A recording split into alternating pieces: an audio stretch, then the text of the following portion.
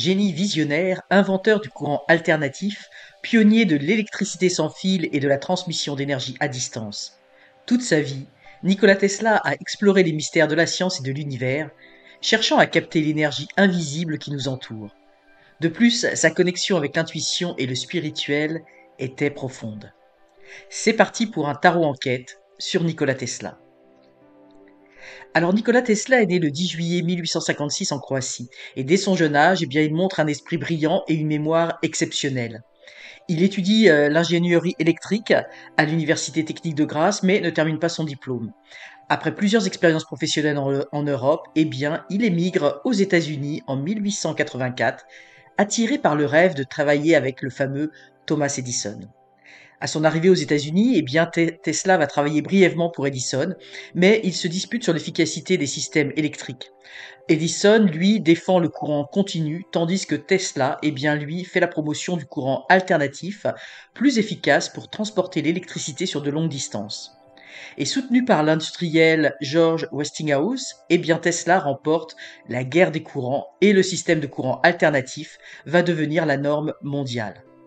Alors Tesla va avoir déposé plus de 300 brevets et révolutionné le monde avec ses idées novatrices. Alors on peut citer entre autres le moteur à induction qui fonctionne avec le courant alternatif et qui est à la base des machines industrielles modernes. La bobine Tesla qui est un transformateur haute tension utilisé dans la radio et les systèmes sans fil. Les bases de la radio, Tesla a posé les fondations de la transmission sans fil bien avant Marconi. L'éclairage sans fil, il a démontré la transmission d'énergie à distance avec ses expériences sur l'électricité sans fil. Et les ondes scalaires et l'énergie libre, hypothèse controversée dont nous ferons un tirage de tarot tout à l'heure, et il croyait pouvoir transmettre de l'énergie gratuitement via l'atmosphère.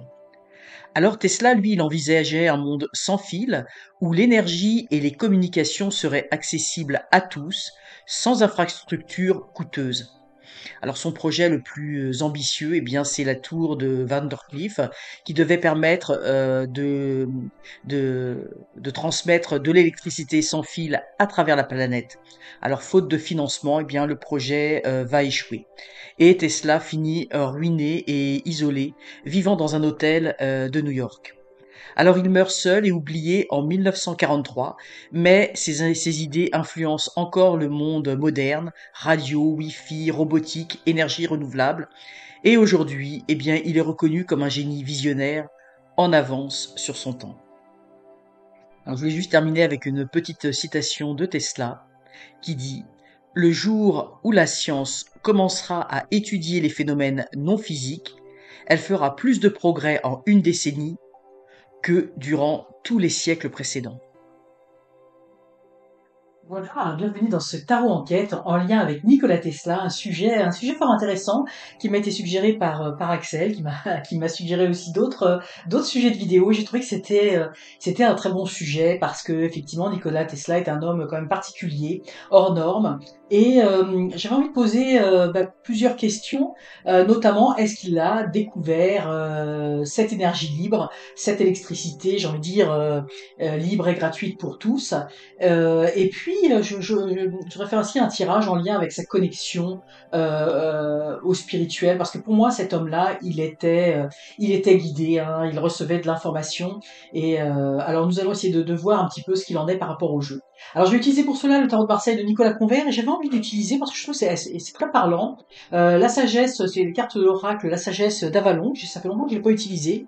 Et bon, j'ai été guidé vers cet oracle, alors on va l'utiliser.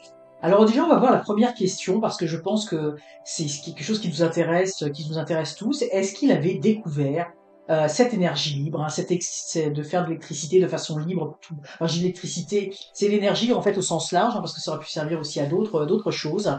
Est-ce qu'il avait réussi à, le- à découvrir cela? Euh, donc en fait, je vais faire simplement un tirage en croix.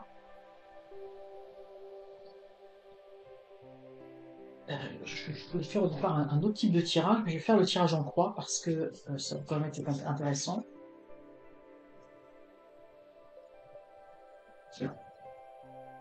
Je vais mettre comme ça, on est dans le bon sens.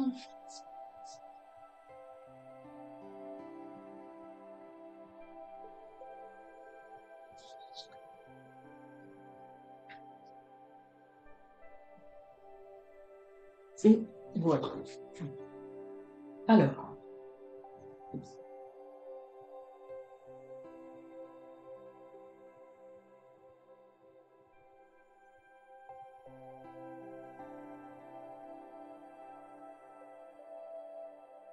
Alors, donc par rapport... Oups, attendez, je vais le mettre bien. Voilà, je pense que... Voilà, vous les voyez toutes bien, les cartes. Donc on a ici par rapport à Nikola Tesla, effectivement, on a quand même des cartes qui sont très fortes, hein, parce que ici dans la sagesse de Vallon, on n'a pas là on a la grande prêtresse, mais on a très peu de cartes, hein, qui font référence au tarot, hein, aux arcanes majeures du tarot. Et là on a à la fois le pape et la grande prêtresse, hein. Donc le pape et la papesse, hein, donc c'est très très fort. Donc pour moi cet homme-là, il était évidemment, le pape, la papesse, hein, c'est en lien avec la spiritualité, avec le divin. Il était complètement connecté au divin. Là, on était en train de voir est-ce qu'il avait produit l'énergie libre. Mais en fait, je pense que tout ça est interrelié dans le sens où il était guidé par le divin. Et en fait, je me demande même si cet homme-là n'était pas venu j'ai envie de dire sur Terre, dans cette incarnation-là, pour faire avancer la société. Peut-être que cet homme-là, malheureusement, était trop en avance pour son temps, mais il faut toujours des personnes un petit peu comme ça, précurseurs, qui viennent faire bouger les choses. Parce qu'ici, vous voyez ce que l'on voit, là, on voit, elle prépare sa potion magique, hein. Donc, il était, pour moi, il avait tous les ingrédients pour réussir et effectivement pour apporter quelque chose au monde, hein. Puis, vous voyez, sa canne, hein, évidemment, là, c'est pas du tout la symbolique, mais oui, ça fait penser vraiment, là, tout de suite, moi, ça m'a fait penser à une antenne électrifiée, hein. Donc pour moi, il avait, là c'est clair déjà dès les premières cartes du jeu, il savait comment créer cette énergie libre, hein. Il l'avait par inspiration, il le visualisait et il fallait simplement mettre en place la potion magique, mettre en place les éléments au niveau de la Terre, au niveau terrestre. Alors on sait qu'il a fait plein de, il avait construit sa fameuse tour, mais donc il fallait simplement qu'il mette, mais pour moi, il était complètement, cet homme-là, il était complètement guidé, hein, tout à fait guidé. Dans les obstacles et les défis, alors on a le pendu, hein. Le pendu, ça veut dire qu'en fait, il a eu beaucoup de problèmes. On a voulu en fait l'immobiliser, le bloquer dans ses recherches, le bloquer dans sa façon de faire. Alors évidemment, ça paraît pas surprenant, hein, compte tenu de la vie qu'il a eue. On voyait que cet homme-là, il avait un idéal, hein, on le voit dans ces deux cartes, hein, avec le pape et la grande prêtresse, il avait vraiment un idéal, hein. Lui, il n'était pas là pour faire de l'argent, c'était vraiment un idéal pour l'humanité. Il y a quelque chose dans le pape et la grande prêtresse de complètement supérieur, hein. Donc il n'était pas là pour s'enrichir, d'ailleurs il a fini sa vie complètement pauvre. Euh, donc il avait vraiment à cœur l'humanité, hein, d'apporter quelque chose à l'humanité. Et on voit qu'il a été, on lui a mis des bâtons dans les roues. Alors la grenouille, ici ce que l'on peut voir, c'est que la grenouille, elle a cette particularité de transformation, hein, dans le sens c'est un tétard qui évolue et qui peut évoluer dans l'eau et sur terre, hein, euh, qui peut évoluer un peu partout. Et moi je pense que cet homme-là, c'était un homme qui était assez insaisissable parce que là où on arrive à arrêter, oui, j'ai envie de dire, à nouer, enfin en tout cas à lier les pieds ou les mains de quelqu'un. Et d'ailleurs on le voit avec le pendu, hein, parce qu'il n'est pas complètement lié, il pourrait se défaire les pieds très facilement, et puis les mains derrière, on ne sait pas si ses mains sont attachées ou pas. Donc moi je pense qu'en fait les tentatives d'intimidation, les tentatives qu'on a pu avoir contre lui, qui fonctionnaient contre la plupart, qui fonctionnent normalement contre la plupart des personnes que l'on veut faire taire, que l'on veut faire réduire au silence, ou qu'on va acheter avec de l'argent, ou qu'on achète les brevets, etc., ben, peu importe, ça ne fonctionnait pas avec cet homme-là. Cet homme-là, parce que c'est, pour moi, avec la grenouille, il y a quelque chose d'assez insaisissable. D'ailleurs, la grenouille, elle va très très vite, elle glisse, on n'arrive pas à l'attraper, et il y a quelque chose de particulier. Mais aussi, là, ce que l'on me dit, c'est que on voit, il y a des grands yeux sur la grenouille. Donc il était, cet homme-là, sous la loupe. On le surveillait. On le surveillait par rapport à ce qu'il faisait. Et moi, je pense qu'en fait, on voyait bien que cet homme-là n'avait pas une façon de penser ordinaire, qui avait quelque chose de plus par rapport aux, j'ai envie de dire, aux chercheurs, ou peu importe. Et il y avait quelque chose d'insaisissable en lui, mais il était sous la loupe. Et aussi parce que, je pense, ben, on voulait lui voler ses découvertes pour des fins purement mercantiles et commerciales. Hein. Bon, on sait qu'il y a eu, il y a eu des tas de, il y a eu des tas de, là, je l'ai pas encore fait au moment où je vous tourne cette vidéo, mais je vais vous faire un petit résumé un peu de la vie de Tesla. Et évidemment, hein, il a été, certains ont repris à leur compte des découvertes qu'il avait faites. Alors c'était un homme, on voit tout de suite qu'il n'était pas du tout ordinaire. On a voulu l'immobiliser, lui mettre des bâtons dans les roues, mais c'était très difficile parce que les tentatives habituelles que l'on fait, les tentatives de pression que l'on peut faire habituellement sur d'autres personnes, que ce soit des chercheurs, que ce soit des hommes politiques, que ce soit ben, peu importe, ou des hommes d'affaires, eh bien pour lui ça ne marchait pas. Alors, bah, il était surveillé de près par rapport à ce qu'il faisait. Puis je pense aussi, on voulait un petit peu savoir qu'est-ce qu'il allait découvrir, parce que évidemment, certains voulaient reprendre à son compte bah, des choses qu'il était en train de faire. On voit pour moi ici avec alors on a deux cartes qui sont très fortes. On a l'arcane son nom hein, qui montre des changements majeurs. Donc il était capable effectivement, c'était il avait fait cette découverte. Pour moi là c'est très clair là au niveau des cartes qu'il avait vraiment découvert l'énergie libre. Il savait exactement comment faire pour la fabriquer. Et c'était un tournant pour les sociétés. Il y avait quelque chose de et on a la biche et on a deux cartes qui sont très fortes. On a la biche et on a ici la vache qui pour moi sont des figures hautement spirituelles, hein, de bonté, d'amour. Elles ont des connotations différentes, mais la biche, là on voit la douceur, la diplomatie, c'était vraiment pour apporter. Lui, il avait vraiment un idéal. Il voulait apporter le bien à la société. Hein. Il n'était pas du tout, comme je le répète, mais il n'était pas du tout dans cet esprit mercantile. Hein. Il voulait vraiment, il avait vraiment cette volonté d'apporter hein, à ses semblables, d'apporter avec une grande bonté de cœur. Et puis la vache, et c'est la vache, c'est celle qui produit le lait, qui nous nourrit, etc. Et on a le mat, hein, pour moi il partait, c'était un pionnier, hein, il était dans cette aventure, et évidemment d'apporter l'abondance aux populations, d'apporter l'abondance à ses semblables hein, au niveau de la terre. Il y avait vraiment quelque chose, on le voit avec le mat, pour moi il y avait quelque chose de très, j'ai envie de dire même de très innocent, de très pur hein, dans ce qu'on voit.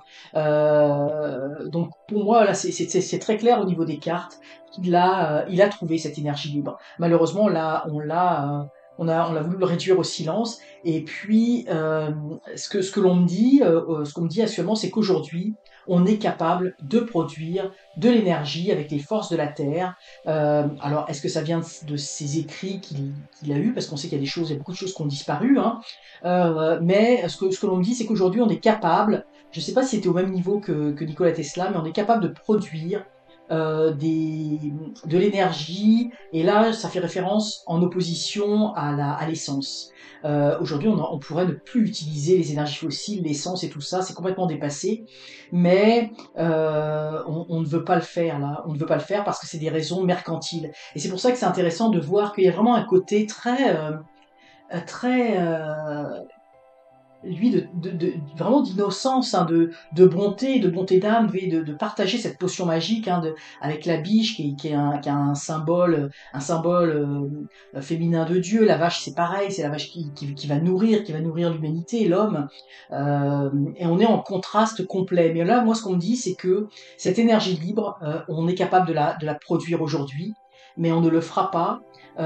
D'abord, tant que les énergies fossiles ne se seront pas, j'ai envie de dire, complètement utilisé, mais c'est que aussi on ne veut pas dire que cette énergie libre existe parce qu'elle est gratuite et que possiblement on va vouloir faire payer aux hommes cette énergie même si elle est produite gratuitement. Et c'est ça c'est ça qu'il voulait faire. Hein, c'était pour le bien de l'humanité, fournir cette énergie gratuitement à l'humanité. parce que en fait la Terre hein, est riche, elle a plein de ressources hein, en abondance, hein, et, euh, et cette énergie existe, et moi je sens qu'elle existe. Elle existe déjà, elle existe toujours. Là, on est et je pense qu'aujourd'hui, il y a plusieurs personnes qui ont, je veux dire, ce secret. Je sais pas si c'est un secret, mais qui savent comment la produire. Mais malheureusement, ça reste inaccessible à cause d'enjeux commerciaux, financiers, etc.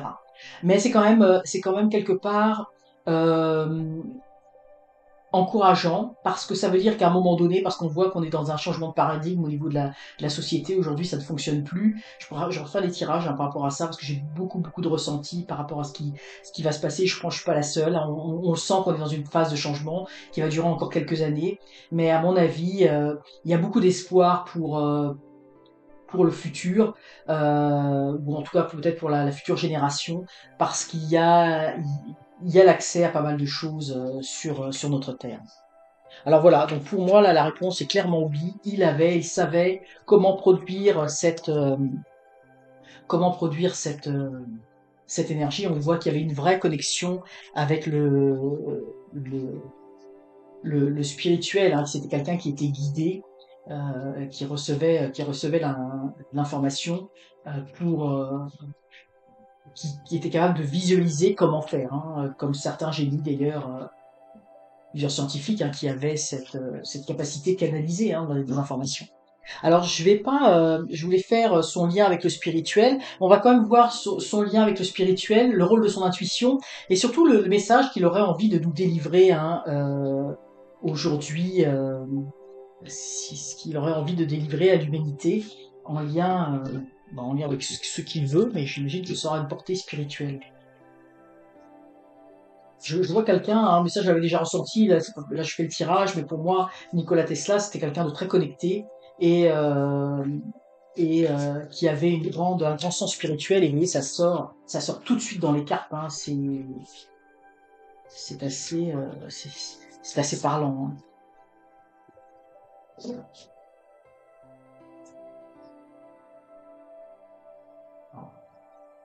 Bon, bah, son lien au spirituel était très fort, hein, on le voit ici. Alors, donc ce qu'on peut dire ici, pour moi, son lien avec le spirituel, hein, c'était l'empereur. Hein, donc il y avait une maîtrise. Hein, il avait une maîtrise. Pour moi, il était capable. Puis vous voyez, on a la fée de la terre. Hein, donc pour moi, il était enraciné en terre, sur terre. Mais pour moi, vous voyez, je le vois comme c'est un empereur, c'est un chef d'armée. Bon là, l'armée, c'est peut-être un bien grand mot, hein, mais c'est l'armée, j'ai envie de dire l'armée de Dieu, l'armée divine, on va dire ça comme ça. Et c'est pour moi, je vous l'ai dit tout à l'heure, mais là, ça ressort avec l'empereur. Il est bienvenu sur terre. Cette connexion, vous voyez, avec la fée de la terre. Pour moi, il avait cette mission. Hein. Il avait cette mission, possiblement, de reconnecter l'humanité avec les énergies de la Terre, de délivrer. Et même si ça semble, j'ai envie de dire, peut-être un échec, dans le sens où aujourd'hui, cette énergie libre, on n'y a pas accès, mais pour moi, il a donné la voie, il a ouvert la voie pour la découverte de cette énergie libre et aussi l'ouverture d'esprit hein, de plein de gens par rapport à ce qu'il a fait. Son empreinte a été marquante. Hein. Pour moi, c'est vraiment un empereur. Il a été envoyé sur Terre. On a l'ancrage, la fée de la Terre. On a cet ancrage. Vous voyez, avec ce bâton, il a porté cette lumière. Oui, on a les deux bâtons qui sont là. Hein. Pour moi, il y avait vraiment quelque chose de. C'était une mission. Hein. C'était une mission de vie par rapport à ce qu'il avait à faire. Alors au niveau de son rôle, au niveau de l'intuition, eh bien on voit qu'il y avait une connexion. Hein. Il y avait une connexion. Là, on a le monde il y a une connexion avec les éléments et pour moi il avait quelque chose à apporter au monde, à apporter à l'humanité parce que évidemment on a à côté le serpent. Alors le serpent il est à double polarité. Hein. Le serpent ça peut être le serpent de la connaissance, mais ça peut être le serpent tentateur, les ennemis, etc. Mais ici moi ce que je vois ici, là on le voit avec ce qui est écrit, c'est la connaissance, la guérison. Pour moi il était il voulait offrir au monde. Hein, c'est ce que je vous ai dit tout à l'heure. Là, ça ressort de la même, enfin, d'une façon différente, mais ça ressort pareil. Il voulait, et puis vous voyez, cette femme qui est nue, il était là dans une approche de la vérité. Et je pense que c'était pas juste l'énergie libre. Hein. Il savait que la terre, c'est une terre nourricière. On l'a avec cette symbolique. Hein. Pour moi, il était conscient que la terre apportait, qui avait des forces telluriques, qui avait des forces dans l'air, qui avait des forces dans le feu, des forces dans les quatre éléments, qui était capable de guérir, d'apporter vraiment quelque chose de supérieur aux hommes, hein. Pour moi, alors c'est intéressant de voir les serpents aussi ici, hein, parce que on sait qu'il y avait cette mission, il y a eu beaucoup d'ennemis. Et pour moi, son intuition, le rôle de son intuition, c'était vraiment un rôle euh, pour l'humanité, pour le monde en général. C'était pas pour garder de l'information pour lui. C'était vraiment, il est venu hein, vraiment pour apporter quelque chose. Et le message qu'il aurait à nous donner aujourd'hui, eh bien, oui, c'est un message très très fort parce qu'on a l'amoureux et l'amour. C'est un message vraiment d'amour, de sagesse. Et c'est un petit peu, j'ai envie de dire, comme tous les grands hommes, hein, leurs messages ils sont souvent, le message est souvent très très simple. Et pour moi, c'est une invitation à choisir, hein, à bien être conscient des choix que nous devons faire. Et que les choix doivent être guidés par une certaine sagesse, j'ai envie de dire, une sagesse divine, une sagesse spirituelle, une sagesse qui vient des mondes supérieurs, mais qui ne vient pas des hommes, hein, donc par opposition aux terrestres. Et, euh, et c'est cet amour, vous voyez, avec ce symbole hein, de reconnexion, je veux dire même presque ce symbole de l'infini, ces deux cercles qui s'entrelacent, qui vont nous faire monter des marches. Hein. C'est pour moi ici, ce sont les marches de l'initiation. Mais effectivement, son message est un message d'amour. Il faut faire des choix dans nos vies. Et il faut faire des choix en lien avec l'amour. Pour moi, c'est comme si ici s'opposaient l'amour et le mercantile. Hein, l'amour des hommes et l'enrichissement personnel. Hein. On est vraiment dans cette nature-là. Et que dans notre vie de tous les jours, même nous pouvons faire des choix par rapport on a l'impression qu'individuellement, on ne peut pas faire de choix, mais là, on nous dit le contraire, hein, et que on peut incarner cet amour, parce qu'on voit ces marches, vous voyez, qui sont brisées, surtout au début, euh, mais ça n'empêche pas qu'on peut monter. Puis vous voyez, plus on monte, là, vous voyez, les marches sont déjà moins, là, vous voyez, on a une marche qui est déjà moins abîmée. Donc c'est l'amour qui va nous élever et que malgré les difficultés, malgré que le chemin il n'est pas très linéaire, malgré que la pierre est un peu cassée, brisée, ça ne nous empêche pas d'avancer, de continuer, de nous élever vers quelque chose de supérieur. Donc c'est vraiment le message là, que l'on pourrait donner par rapport à Nikola Tesla. C'est fort intéressant. Je trouve que les deux tirages se recoupent. Alors j'espère que ces tirages, que ce rappel de ce grand homme vous aura intéressé. Si c'est le cas, n'hésitez pas à liker la vidéo, à la commenter, la partager, à vous abonner à la chaîne si ça n'est pas déjà fait. Ça m'aide énormément pour le référencement des vidéos. Et je vous dis, eh bien, à très bientôt pour de prochains tirages.